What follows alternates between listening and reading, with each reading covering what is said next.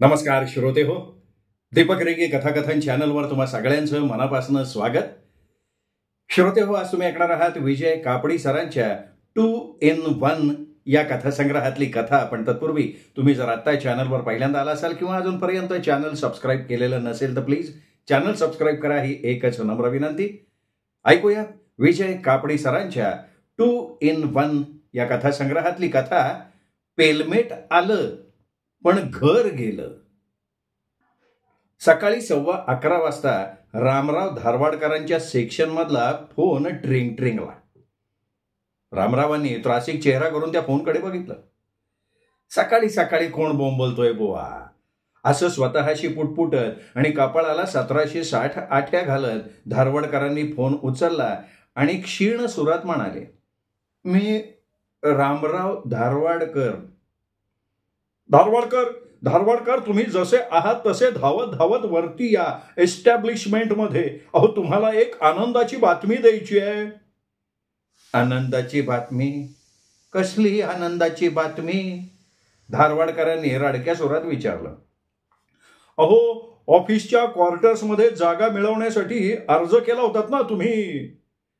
त्याला 20-22 वर्ष झाली की आता. तो माझा अर्ज रद्द करण्यात आलाय, हीच आनंदाची बातमी द्यायची नाहीये ना तुम्हाला? अहो नाही, तुमचा नंबर आलाय. तुम्ही ब्लॉकची चावी घेऊ शकता. तुम्हाला जागा नको असेल तर तसं सांगा. तुमच्याहून जास्त गरजू माणसं आहेत आपल्या ऑफिसात. उदाहरणार्थ मीच आहे बरं का. नाही, मला जागा हवी आहे. मग या लवकर वरती या. आलो. धारवाडकरांनी फोन खाली ठेवला आणि उभ्या टुन्न दिशी उडी मारली आणि धावतच ते वरच्या मजल्यावरच्या एस्टॅब्लिशमेंटच्या दिशेनं निघाले सुद्धा. धारवाडकर आपल्या मोठ्या बंधूंबरोबर गेली कित्येक वर्ष राहत होते. त्या दिवशी संध्याकाळी धारवाडकरांना स्वतःची जागा मिळाल्याचं कळताच त्यांच्यापेक्षा थोडा जास्त आनंद त्यांच्या बंधूंना झाला. त्यांनी विचारलं, मग आता लवकरच जाणार ना नवीन जागेमध्ये? आणि अशा रीतीनं धारवाडकर नव्या जागेत राहायला आले सुद्धा. धारवाडकरांच्या बायकोला आभाळ ठेंगणं झाल्यासारखं वाटलं आणि आभाळाला आपलं डोकं आपटू नये म्हणून ती वाकून चालायला लागली. आणि थोड्याच दिवसात नवीन जागा मिळाल्यानंतर सर्वसाधारण माणूस जो मूर्खपणा करतो ना, तोच मूर्खपणा धारवाडकरांनी केला. धारवाडकरांनी त्यांच्या ऑफिसच्या कर्ज देणाऱ्या सोसायटीकडनं 10-15 हजाराचं कर्ज काढलं आणि ताबडतोब एक सुतार गाठला. आणि दिवाणखाना शोभून दिसावा म्हणून दिवाणखान्यात एक सोफा, 2 खुर्च्या, एक टीपॉय. बेडरूम शोभून दिसावी म्हणून एक डब्बल बेड, त्या डब्बल बेडला लागून एक आरसा. किचनमध्ये डायनिंग टेबल, साजेशा खुर्च्या याची ऑर्डर देऊन सुद्धा टाकली. कुणीही टीव्ही आणि फ्रीज नाही घेतला वाटतं असं म्हणू नये म्हणून त्या वस्तूंची नोंदणी करून धारवाडकर मोकळे झाले सुद्धा. थोड्या दिवसात सर्वार्थानं धारवाडकरांचा जुना संसार नव्याने सुरू झाला. धारवाडकरांनी कात टाकली. पूर्वीच्या त्रासी कंटाळलेल्या धारवाडकरांच्या जागी एक उत्साही, हसतमुख आणि आनंदी धारवाडकर सर्वांना दिसायला लागले. एक दिवशी धारवाडकरांचा मित्र गजू कडले त्यांच्या घरी आला. घरात शिरल्या घर चांगलं सजवल्याबद्दल त्यांनी धारवाडकरांचं अभिनंदन करून टाकलं. तेवढ्यात त्याचं लक्ष दिवाणखान्यातून आतल्या दिशेनं गेलं आणि त्याचा चेहरा पडला. काय रे, अकस्मात झालं काय? धारवाडकरांनी आस्थेनं विचारलं. मित्रा, तू सगळं व्यवस्थित केलायस त्याबद्दल तुला 100पैकी 101 मार्क आहेत. पण एक महत्वाची गोष्ट आहे, ती तुझ्या लक्षात आलेली दिसत नाहीये. ती कोणती गोष्ट बुवा? धारवाडकर बुचकळ्यात पडले. अरे, तुझ्या या दिवाणखान्यात बसणाऱ्या कुठल्याही परक्या माणसाला तुझं किचन आणि तुझं बेडरूम संपूर्ण दिसतंय हे तुला अद्याप कोणी सांगितलं नाही म्हणजे आश्चर्य आहे बुवा. आता मग किचन आणि बेडरूम दिसलं म्हणून काय फरक पडला? लक्षात ठेव, या दोन्हीही गोष्टी बाहेरच्या माणसाला मुळीच दिसता कामा नयेत. म्हणून दिवाणखान्याच्या या मधल्या दाराला तू एक छान पडदा लावून टाक. आता इतका खर्च केलाय, त्यात पडद्याचा थोडा खर्च. मात्र पडदा म्हणजे अगदी सागर संगीत पाहिजे बरं का. चांगलं निळ्या अशा रंगाचं पडद्याचं कापड आण, एक वायर, 2 खिळे आणि एक लाकडी पेलमेट. काय काय म्हणालास तू? पेलमेट? अरे हो, पेलमेट. सनमायकाची चकचकीत पट्टी असलेलं पेलमेट. पेलमेट मधून पडदा सोड. अरे वाऱ्याच्या झुळकी बरोबर पडदा असा उडेल की तू तासन तास फक्त उडता पडदा बघत बसशील. हो. आणि मग धारवाडकरांच्या डोक्यात पेलमेटनं घर केलं. ताबडतोब बाजारात जाऊन त्यांनी एक निळ्या रंगाचा पडदा आणला, वायर आणली, खिळे आणले आणि मग पेलमेट आणायच्या मुख्य कामगिरीवर ते निघाले. एका सुताराच्या दुकानासमोर उभे राहिले. सुतार हातातल्या हातोड्यानं खिळे बडवत होता. अहो शुकशुक, अहो मिस्टर ठोकठोक, अहो. धारवाडकरांनी हाक मारली पण सुताराला काही ऐकू नाही गेलं. मग धारवाडकर पायऱ्या चढून वर गेले. सुताराच्या खांद्याला स्पर्श करून त्याचं आपल्याकडे लक्ष वेधवत म्हणाले, अहो एक पेलमेट हवं होतं. ठोक ठोक. काय पाहिजे म्हणला? सुतार आपली ठोकाठोकी काही बंद करायला तयार नव्हता. अहो ती एक लाकडी पट्टी हो. ऐका ना, तुमचं ते ठोकठोक जरा थोड्या वेळा करता बंद करता का? हा, तर मला ना एक लाकडी पट्टी पाहिजे होती, दारावर लावायची. दारावर लावायची पट्टी? नाही मिळणार. अहो असं काय, दाराला पट्टी नाही का लावत आपण? तुमच्या ना लक्षात आलेलं दिसत नाहीये. हे बघा, त्या लाकडी पट्टीवर का नाही सनमायकाची पट्टी लावलेली असते. हा, ती खिळ्यांनी अडकवायची भिंतीवर आणि मग त्यातनं पडदा सोडायचा. हा, आरा आरा आरा आरा.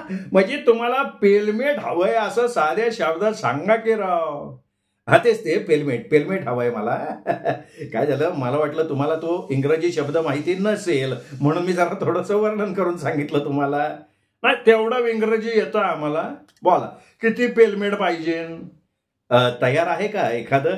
नाही, तयार पेलमेट नाही ठेवत आम्ही. प्रत्येकाच्या दाराचं साईज लहान मोठं असतं ना. मग आम्ही पेलमेट करून ठेवलं आणि त्या साईजचं दार असलेला माणूस आलाच नाही, म्हणजे मग काय करणार आम्ही? ते पेलमेट आम्ही लावणार कुठे ना मग? आमच्या कपाळावर. त्यामुळं पेलमेटची आहे ना ऑर्डर घेतो आम्ही. बोला बोला, किती पाहिजे तुम्हाला पेलमेट? अहो मला एकच हवंय हो. मिळणार नाही, मिळणार नाही. अहो एका पेलमेटची झंझट घेऊन कोण बसलंय हो? नाही मिळणार. बरं ठीक आहे, मग येतो मी. धारवाडकर पायऱ्या उतरून रस्त्यावर आले. त्यानंतर शहरातल्या जितक्या म्हणून सुतारांच्या मुलाखती झाल्या त्यांचा गोषवारा थोड्याफार फरकानं वरच्यासारखाच झाला मंडळी.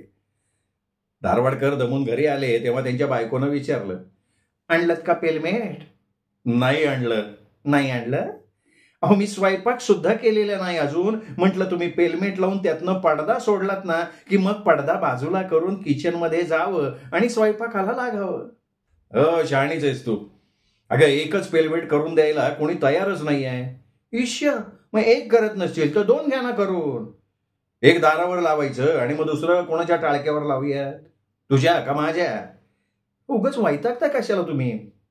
थोडं काम पडलं ना तुम्हाला की तुम्ही लगेच वैतागता. हे बघ, आपण पेलमेट काही लावणार नाही होत, समजलं? तू तुझ्या कामाला लाग बरं.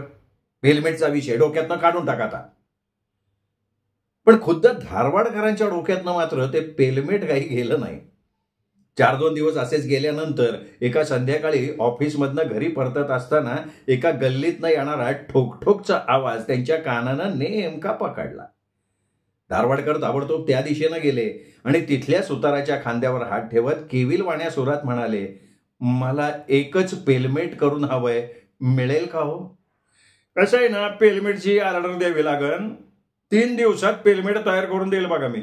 एवढंच नाही, मी खुद्द जातीनं येऊन पेलमेट तुमच्या दारावर मारून जाईल. मी दाराचं माप माहिती असेल तर आता सांगा, नाही तर मी माप घ्यायला उद्या येतो.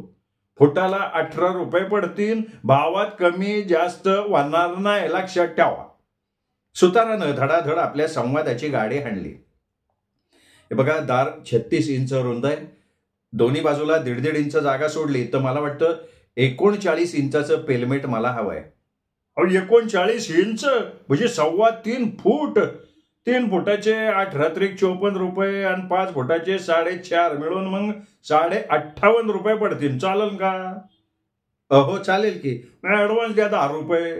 आणि हा वैव पत्ता लिहा तुमच्या घरचा, म्हणजे 3 दिवसात पेलमेट रेडी झालं का मी येईन आणि बसून देतो. आहे काय त्याच्यात. धारवाडकरांनी पत्ता लिहून दिला, पैसे दिले. सुतारानं मान वाकडी करून पत्ता वाचला, पेलमेटचं रेखाचित्र काढलं, माप लिहिली. तेव्हा धारवाडकरांना या सुताराला एकच डोळा असल्याचं समजलं. तेवढ्या सुतारानं धपकन वही बंद करत विचारलं, सन्मायकाची निवड आत्ता सांगून ठेवा ना. शालिमार नावाचा सन्मायका असतो ना, तसला, म्हणजे काळसर रंगाचा. तुमच्या लक्षात आला असेल ना. आलं लक्षात. पण मी जो वापरणार आहे तो सन्मायका तुम्हाला दाखवतो ना मी. धारवाडकरांनी सन्मायकाची निवड केली. ठीक आहे, ठीक आहे. 2 दिवसात लागलंच तुमचं पेलमेट तुमच्या दारावर असं समजच तुम्ही. असं म्हणत सुतारानं आपल्या हातात हातोडा घेतला आणि मान वाकडी करून खेळ्यावर लगावला. पुढच्या क्षणी त्यांनी ओय ओय असा चित्कार काढत हातोडा दूर फेकला. बोट दुसऱ्या हातानं घट्ट दाबून धरलं. इकडे फेकलेल्या हातोड्यानं धारवाडकरांच्या उजव्या पायाच्या नडगीचा वेध घेतला. परिणामी धारवाडकर नडगी चोळत पट्टदिशी खालीच बसले. सुतारानं आपल्या त्या एका डोळ्यात शर्मिंदे भाव आणले आणि म्हणाला, नाही, लय माफ करा मला. काय एका डोळ्याने दिसत नाही हो मला, त्यामुळं होतं असं कधी मधी.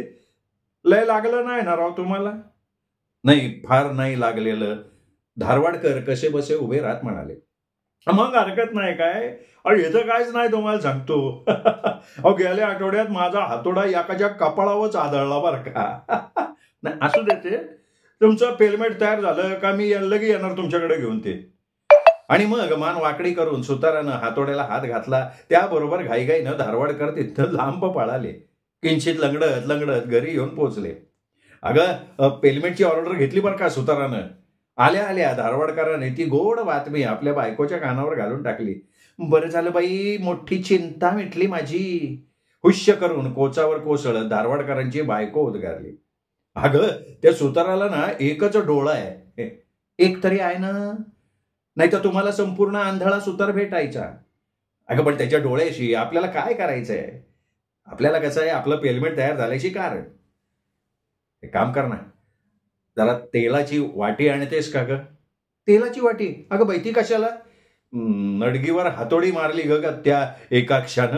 अगं ग, अगं बाई दुष्टच दिसतोय मी ना. हं, लागलं नाही ना हो जास्त. नाही, नडगी सुजली थोडीशी. पाऊल टाकलं की कळ येते बघ. एवढंच ना, मग हरकत नाही. सुरुवातीला किती घाबरली बाई मी. आणि त्या दिवसापुरता तो विषय तिथे थांबला. 3 दिवस उलटले पण सुतार काही पेलमेट घेऊन आला नाही. धारवाडकर थोडेसे अस्वस्थ झाले. दुसऱ्या दिवशी ऑफिसला जाताना धारवाडकरांनी वाट वाकडी केली आणि ते त्या सुताराच्या दुकानात शिरले. अहो, काल वाट पाहिली की हो तुमची. नाही काय झाले काय, आमचा ना तो पॉलिशवाला पोऱ्या आलाच नाही बघा, त्यामुळे थोडं अडून राहिले काम. तुमचं पेलमेट अगदी एवर रेडी आहे बरं का. कम्प्लीट एवर रेडी आहे. आता तो पोरा आला ना की त्याला सांगतो पॉलिश मारायला. पॉलिश वाढलं ना वाढलं का ताबडतोब तुमच्या घरी घेऊन येणार. एक सांगायचं राहिला, तुमची एका पेलमेटची ऑर्डर घेतली ना मी, म्हणून मग मालक लय रागवला बरं का माझ्यावर. मालक? कोण मालक? अहो तुम्हीच ना इथले मालक. नाही, मालक वेगळेच येतो. मी फक्त काम करतो इथं. आपण मी सुद्धा मालकाला ठणकावून सांगितलं बरं का, छोट्या ऑर्डरी घेत असताना मोठ्या ऑर्डरी मिळत असतात. हा त्याचे या मालक मंडळी असतात ना, यांना अक्कल थोडी कमी असते बरं का. नाही ठीक आहे ते, पण तुमचा तो पॉलिशवाला पोऱ्या कधी येणार? कधी येईन लवकर येईन. काय झाले, तो बहिणीच्या लग्नासाठी गावाला गेलाय हो. अरे बापरे, पण तो येणार इथे हे नक्की आहे ना? येऊन सांगताय कोणाला? तो कोणाला सांगणार? हा येणार, शेवटी येणार तो. कसं आहे, ज्याचा त्याचा धंदा आहे ना साहेब. अहो पोट तर भरलं पाहिजे का नको. हा मग हा, हे तुमचं बरोबर आहे, पटलंय मला. धारवाडकरांनी मान डोलवली आणि सुतारांना हातोडा उचलायच्या आत त्या दुकानातनं बाहेर पडले. असेच 8 दिवस गेले पण सुतार काही पेलमेड घेऊन येईना. रविवारी दुपारी 3च्या सुमाराला धारवाडकरांच्या घरावरची बेल वाजली. कोण तडमडलाय दुपारची झोपमोड करायला, असं पुटपुटत आणि कूस फिरवून झोपी गेलेल्या बायकोकडे रागानं बघत धारवाडकर उठले. दारात सुतार उभा होता. त्याच्या हातात पेलमेट होतं. सोबतीला त्यानं आपल्या 15-16 वर्षाच्या मदतनीसालाही आणलं होतं. अरे वा, झालं का तयार पेलमेट? धारवाडकरांनी सुताराच्या हातातल्या पेलमेटकडे कौतुकानं बघत विचारलं. अहो तुमच्या या एका पेलमेटचं कौतिक काय सांगता राव. मोठमोठ्या ऑर्डरीचा माल पुरवतो मी गिरायकाला. हे असलं छोटं पेलमेट हे म्हणजे आमच्या ह्या बाबूच्या हातचा मळ आहे बरं का ह्यो. त्यांनीच तर बनवलं ना हे पेलमेट. म्हणजे अर्थात म्हणजे शेवटचा हात आपणच फिरवतो म्हणा. बोला बोला बोला, कुठं लावायचं कुठं पेलमेट? दार कुठं आहे तुमचं? कुठल्या दारावर लावायचे? आपल्या एका डोळ्यानं सभोवती बघत सुतार म्हणाला. एवढ्यात त्याच्या मदतनीसानं पिशवीतनं एक यंत्र काढलं. हे काय आणलंय तुम्ही? धारवाडकरांनी यंत्राकडे संशयानं बघत विचारलं. हे ड्रिलिंग मशीन आहे. सोप्या भाषेत सांगायचं ना तर भिंतीला भॉग पाडायचं यंत्र आहे ते. भिंत कुठे आहे तुमची? एक स्टूल मिळेल का? स्टूल? धारवाडकरांनी आतल्या खोलीतनं एक खुर्ची आणून दारासमोर ठेवली आणि सुताराला म्हणाले, लाव तिथे वरती. काय या ड्रिलिंग मशीनचा प्लग आहे ना, जरा तुमच्या स्विच मध्ये अडकावा ना तुम्ही. दरम्यान सुतार ड्रिलिंग मशीन घेऊन खुर्चीवर उभा राहिला. मान वाकडी करत एका डोळ्यानं 10 वेळा अंदाज घेऊन त्यांनी खिळे कुठे ठोकायचे ती जागा निश्चित करण्यात यश मिळवलं आणि हातातल्या ड्रिलिंग मशीनचा खिळा भिंतीवर टेकवून मशीन सुरू केलं. मात्र फर्र फाट फूट हो असे चित्र विचित्र आवाज झाले. त्या क्षणी सुतारानं हातातलं मशीन फेकून दिलं आणि आपला हात गच्च धरत तो खुर्चीवरनं खाली उतरला. खाली पडलेल्या मशीनकडे एक डोळा शक्यतो विस्फारून बघत राहिला आणि म्हणाला, अरे बापरे, अरे म्हणजे मरायचा तो वाचलो बरं का मी. अगं आयो आयो आयो आयो. का हो, काय झालंय काय? धारवाडकरांनी त्याला विचारलं. काय झालं? कसला आवाज झाला? झोपेतनं उठलेली धारवाडकरांची बायको घाबऱ्या घुबऱ्या आवाजात विचारायला लागली. तेवढ्यात ड्रिलिंग मशीन हातात घेऊन ते एका डोळ्यानं निहाळत सुतार म्हणाला, झाला का नाही? सत्यानाश झाला राव. 40 रुपयाची फोडणी बसणार आता मला. धारवाडकरांनी बघितलं, ड्रिलिंग मशीन मधल्या 2 वायरींपैकी एक वायर तुटली होती आणि त्यामुळे शॉर्ट सर्किट झालेलं होतं. अहो, साधे 2 खिळे भिंतीवर मारायला हे एवढं मोठं ड्रिलिंग मशीन का आणलं तुम्ही? अहो, हे म्हणजे उंदीर मारायला तोफगोळा आणल्यासारखं झालं ना. मला सांगायचं तरी मी तुम्हाला छोटा सेंटर पंच आणून दिला असता. तुमच्याकडं सेंटर पंच आहे वे? अरे मग आधी सांगायचं ना राव. आणा बरं. धारवाडकरांनी आज जाऊन सेंटर पंच आणला. 2 मिनिटात खिळे मारून झाले. त्यावर पेलमेट बसवून एका डोळ्यानं कौतुकानं निहाळत सुतार म्हणाला, लय मस्त दिसतंय बरं का पेलमेट. पण ड्रिलिंग मशीनने घोटाळा केला राव. मालक आता खवळणार माझ्या. आपण मी शाक लागून मेलो असतो तर त्याचं काय आहे का नाही? साहेब जरा फॅन लावता का? लय उकडतंय हो इथं. धारवाडकरांनी पंख्याचं बटन लावलं पण पंखा सुरू झाला नाही. मग कसला तरी दुष्ट संशय येऊन धारवाडकरांनी सगळी बटणं फटाफटा लावून पाहिली. पण तत्क्षणी काय प्रकार झालाय हा त्यांच्या लक्षात आला.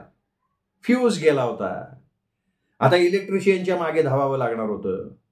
धारवाडकरांनी रागानं सुताराकडे बघितलं आणि म्हणाले, ते मोडकं ड्रिलिंग मशीन तुम्हाला कोणी आणायला सांगितलं होतं? आता आमचे दिवे गेले. इलेक्ट्रिशियनला बोलवणार कोण?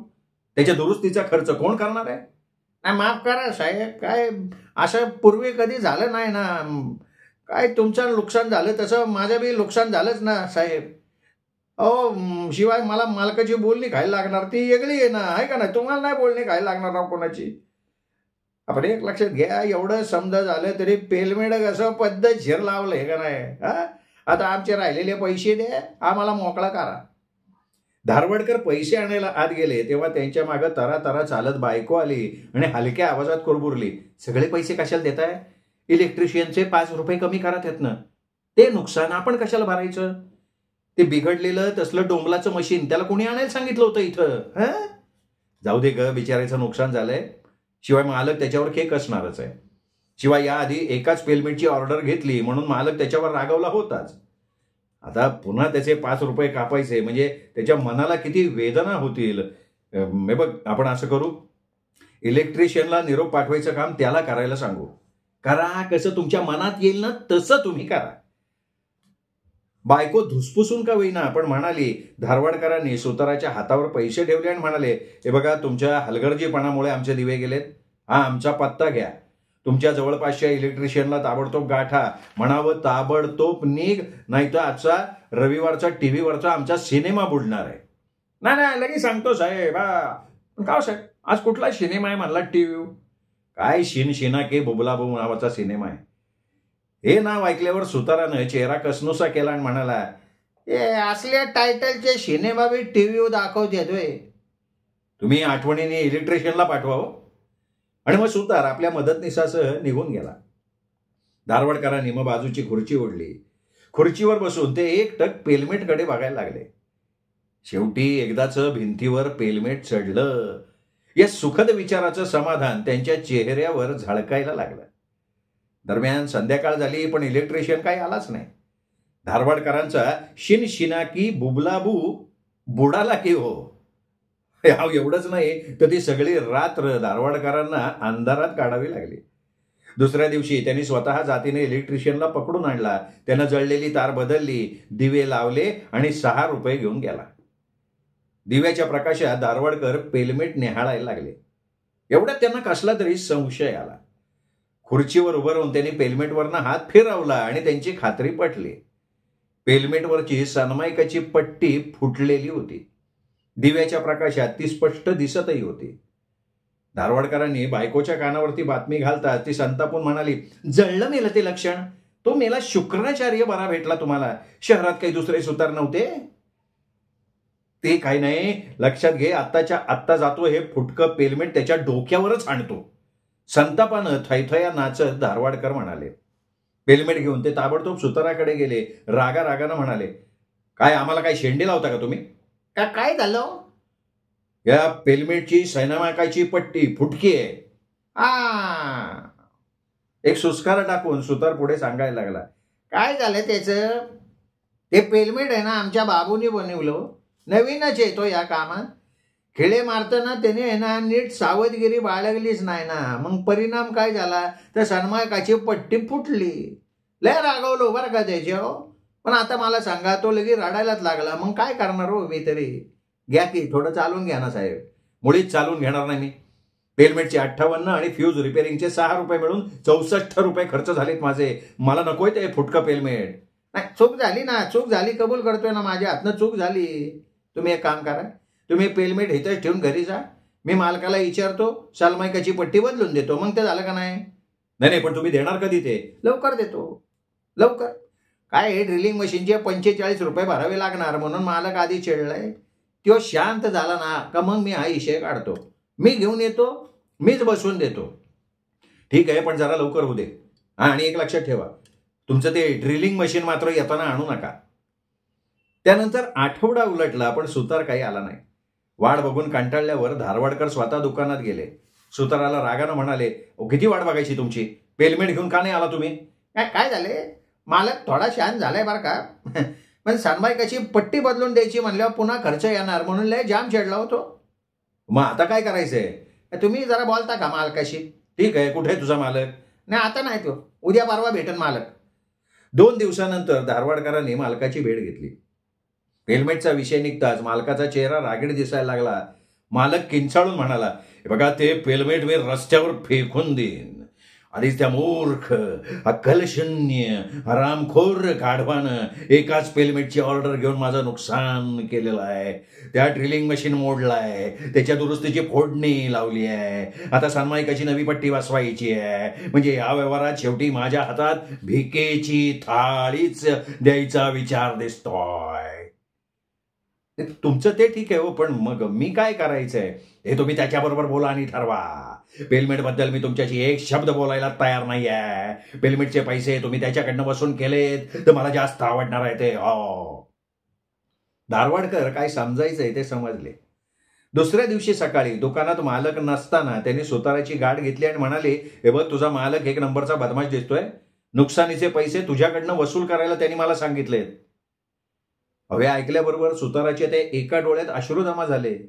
तो म्हणला, आता तुम्ही म्हणाल तर पैसे देतो बाबा मी. तर एवढ्या मोठमोठ्या लाकडी सामानाच्या ऑर्डरी घेतो, पण तक्रारीला एवढी मी जागा ठेवत नाही मी कधी. आईला तुमचं साधं ते एवढंच पेलमेट लय लपडं झालं राव सगळं. आणि त्याने डोळा पुसला. धारवाडकरांचं मन द्रवलं. त्याच्या पाठीवरनं ममतेनं हात फिरवत ते म्हणाले, हे बघ, आपण असं करूयात, आपण मालकालाच धडा शिकूया. नाहीतरी तुझा मालक दुकानात कधी नसतोस. तो नसताना आणि त्याला न कळवता तू सनमायकाची पट्टी बदलून टाक. या कानाचं त्या कानाला कळता कामा नये. त्यात थोडे दिवस गेले तरी हरकत नाही. म्हणजे या व्यवहारात तुझं नुकसान नाही, माझंही नाही. आता मला थोडे दिवस वाट बघावी लागेल, पण काही हरकत नाही. तुझ्यासाठी मी तेवढं करतो बरं का. हे ऐकल्यावर सुतार ओक्साबोक्षी रडायलाच लागला. धारवाडकरांना यातल्या यात भरून यायला लागलं. आणखीन थोडा वेळ आपण इथे राहिलो तर आपल्यालाही रडू फुटेल या भीतीनं धारवाडकर निघाले, घराची वाट चालायला लागले. आपण एका गरीब सुताराचे पैसे वाचवले, त्याच्या पुढचा प्रश्न सोडवून दिला, या विचारानं त्यांचा चेहरा मात्र फुललेला होता. पण चेहऱ्यावरचे ते तृप्त भाव थोड्याच वेळात लुप्त व्हायच्या मार्गावर आले. कारण घर जवळ आलं. आता बायको रागावणार या भीतीनं ते चिंताग्रस्त दिसायला लागले. त्यानंतर काही दिवस असेच गेले. आणखीन दिवस गेले, बरेच दिवस गेले, महिने उलटले, वर्ष सरलं. सुतार काही पेलमेट घेऊन आला नाही. हळूहळू धारवाडकर सुद्धा या ना त्या कामाच्या गडबडीत आपल्याला दारावर पेलमेट लावायचं होतं ही गोष्ट सुद्धा विसरले. ऐन पावसाळ्यात एक दिवशी धारवाडकरांच्या बिल्डिंगचा जिनाच कोसळला. आगीचे बंब बोलवण्यात आले. महाराष्ट्र गृहनिर्माण मंडळानं पाहणी केली. सगळ्यांना जागा रिकामी करायचा हुकूम सोडला. धारवाडकरांनी आपलं सगळं सामान खाली आणलं. ऑफिसनं दुसऱ्या जागेची व्यवस्था केलेली नव्हती, त्यामुळे पूर्वीप्रमाणे आपल्या मोठ्या बंधूंच्या जागेचा आसरा घ्यायचं ठरवून सगळं सामान लॉरीत चढवून चिंतातूर चेहऱ्यानं ते उभे होते. तेवढ्यात एक आश्चर्य घडलं. दुरून कुठून तरी एक माणूस धावत येताना त्यांनी बघितला. तो माणूस अगदी त्यांच्या जवळ पोहोचला. मेंदूला बराच ताण दिल्यानंतर धारवाडकरांना त्याची ओळख पटली की अरेच्या, हा तर आपला पेलमेटवाला एकाक्ष सुतार. तेवढ्यात आपल्या एका डोळ्यातनं दिलखुलास हातत सुतार म्हणाला, काय ओळख पडली का नाही साहेब? साहेब तुमचं पेलमेट ते रेडी झालं बरं का. ते मालकाचा डोळा चुकून मागं तुम्ही म्हणला होता त्याप्रमाणे नवीन पट्टी बसून A1 करून टाकलंय बरं का. कुठे आहे ते? हे काय बाबूच्या डोक्यावर. दरम्यान पेलमेट घेऊन सुताराचा मदतनीस सुद्धा पोहोचला. कुठं लावायचं साहेब? लवकर लावून टाकू आपण, काय आणखीन उशीर व्हायला नको, चला लवकर दाखवा कुठं लावायचं. सुतार उत्साहानं म्हणाला. त्याबरोबर एक सुस्कारा सोडत धारवाडकर म्हणाले, अरे तुझं पेलमेट आलं पण माझं घर गेलं रे, आता माझ्या कपाळावर लावते. सुताराचं लक्ष आत्ता कुठे पडलेल्या बिल्डिंगकडे गेलं आणि आ वासून तो धारवाडकरांच्याकडे बघत राहिला. श्रोतेहो, ही होती विजय कापडी सरांची कथा, पेलमेट आलं पण घर गेलं. कथा कशी वाटली हे जरूर कमेंट करून कळवा. ही कथा आपल्या मित्रपरिवारात, नातेवाईकात शेअर करा. आणि हो, चॅनल सबस्क्राईब करायचं राहून गेलं असेल तर प्लीज चॅनल तेवढं सबस्क्राईब करा. पुन्हा भेटूयात अशाच उत्तम कथेसह. तोपर्यंत नमस्कार मित्र.